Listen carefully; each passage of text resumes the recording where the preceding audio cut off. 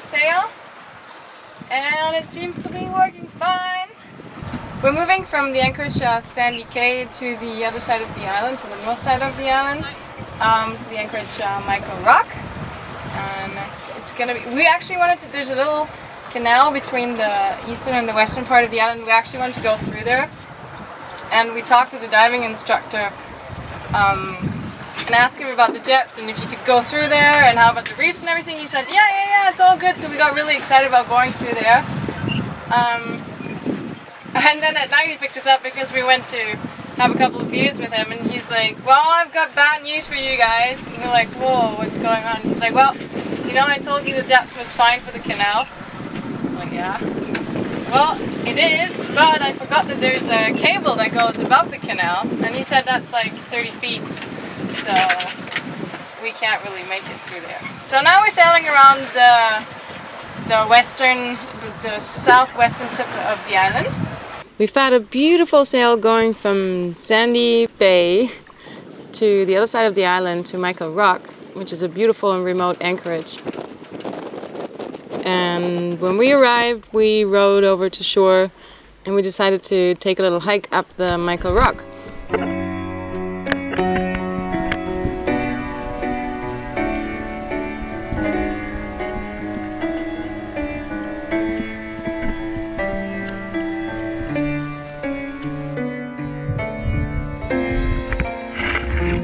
And at the bottom of the beginning of the hike, there's a little restaurant, and we asked the lady that works there for the way, and she said, well, you just go up that hill next to this house, and then, you know, you just follow the path up the mountain. Well, but somehow she must have given us a slightly wrong direction, because that path looked as if no one had actually been on there since 20 years. It was completely overgrown with vegetation and mostly razor blade grass, which was not so kind to my legs. But still, even though it was a bit of we had a bit of difficulties going through the vegetation, it was really beautiful. Well, I guess it's not called rainy season for no reason.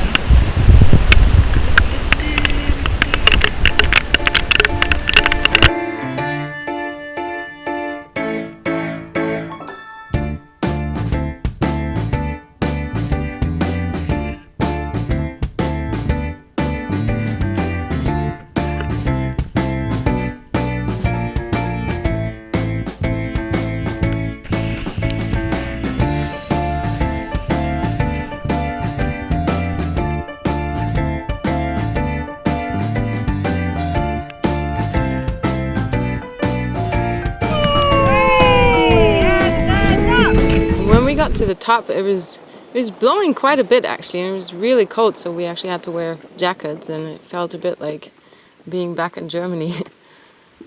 And I had made some really nice sandwiches with freshly caught fish that we had on the top of the mountain, and they were really delicious.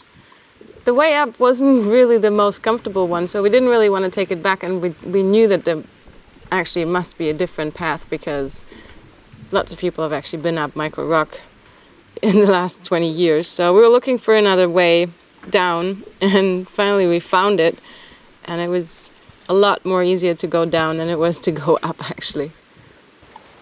But it was a good adventure. It was a lot of fun. Another day we decided we wanted to try out the tent, and so we packed a couple of things, a tent and our fishing equipment and everything, and we walked along the coast from Micheal Rock to the next bay, which was called the Mangrove Bight. And when we got there, we actually wanted to camp somewhere on the way there, but we didn't really find any nice spot. So once we got there, we were looking around the town a little bit, and we saw some beaches just really close by. And we were asking some people if there's a way to get there, and they're like, yeah, there's a lancha that's going, like a private lancha that's going to this bay, and you can just ask them if you can go along with them. So that's what we did, and they're asking us, well, where are you going? And we assumed that they're just going to that little place that we'd seen, because that's what the people had told us. So we just said, well, we're going wherever you are going. And which ended to be like around 1 hour lancha ride to this little place called Noris Bay. And Noris Bay can actually not be reached by car. You can only reach it by water. It's about 15 little houses that are there, and it's really nice. It's remote, and there's these colorful houses on stilts in the water. And so we went through the town, or we went through the village, and found a little spot to put our tent.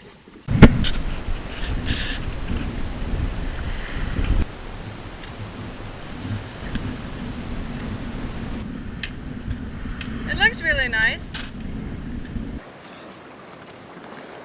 Alright, we're in this little tent. Got a beautiful beach fire, and there was this guy, Tim, who lives here, and he helped us out to make the fire because it was really windy, and he actually gave us 3 nice little jacks to cook on the fire. And they're really, really tasty, and now we're just gonna sleep here in the tent. And it sounds as if the sea's actually splashing through the tent. The waves are like really, really close. But it's gonna be very nice. There's lots of crabs. Matthew got pinched by a crab in the butt. We're gonna have a very beautiful day tomorrow and explore, and it's great. You know, if you travel without a guidebook, it's the people who make your journey interesting and diverse, and that's how it has to be.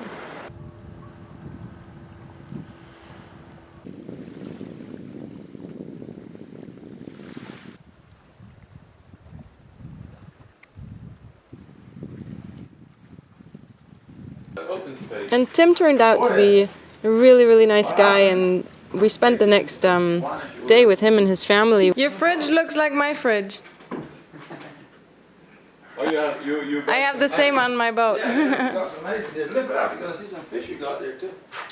Oh well, that's the what's it called? The rock one, no? Yeah, that's a rock. Rock hind. Whoa. Okay, Tim, tell us about this rod. What is it? Yeah, this rod here, well, this is what I live off of more or less. You know, this give me a lot of money, and I take care of it a lot. And you've had this since you were a kid? This is... I had this rod, this is about, since I was 13 years old, and I'm 39 now, and I still got it. Wow. And I go out on the banks, and I put it aboard the boat, and guys are like, what are you gonna do with that? That's a toy. And then the guy's like, hey, come over here. We see a big lobster. Why you get him with that big rod? I can't. But I can see the rod when I put it behind him, so it's bright. And I go, these are beach grapes. They're very yummy. And cocoa plums. what is noni there? Yeah. Noni? Nonis.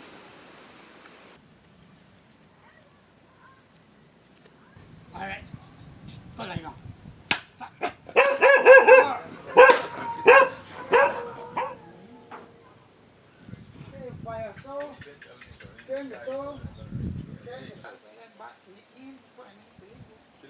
Mr. Jim tells me, he said, man, this is the best island it is. The old American guy over here. Chelita, hey, look this way. Come this way. Camera.